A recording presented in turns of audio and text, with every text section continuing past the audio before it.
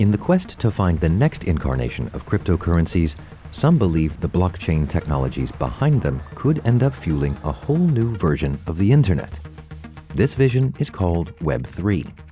And the big difference between Web 2 and Web 3 is who controls people's data and who controls the various applications that are running on the internet. With Web 3, the idea is your information is stored on the blockchain, which is permissionless, decentralized, and you have ownership over it using your identification credentials or so forth. The consequences for the majority of web users could be profound. When you use a website like Facebook or Instagram, your data is collected and owned by those companies. It's how they make their money. In Web 3, your data is stored in a wallet on the blockchain, which only you have a key to. You'd interact with websites and apps on Web 3 through your wallet, and when you log off, they can't see your data anymore. Seeing as you own your data, you might even be able to make money from it. In theory, Web 2 companies could do this if they chose to, but advocates for Web 3 believe a new, decentralized internet would make it far easier.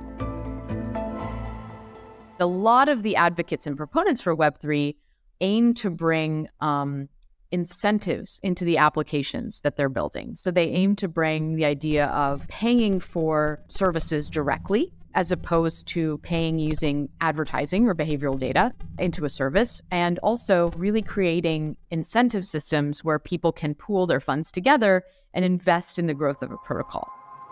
The idea is a more democratic internet, fueled by the technology behind crypto. But this carries its own security risks. Something that's important to remember is the way that blockchains operate is that all of the data on the blockchain is available to everyone in the blockchain network. And for really public, permissionless, decentralized networks, that means that data is public to everyone in the world. They are what we call pseudonymous. So, you won't see necessarily people's names or, identifying information. You'll see a random number, but that data can still be linked across transactions. You can still glean a lot of information from that. And because blockchains have no central authority, no one would be responsible if hackers did gain access to your data.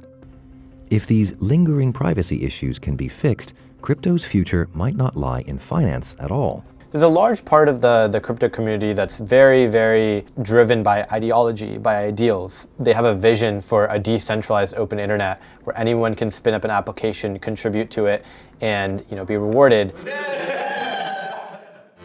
All new technologies, when they first start, can be clunky, can be slow, can have problems, and might not be anywhere near as close to the technology that they're trying to replace.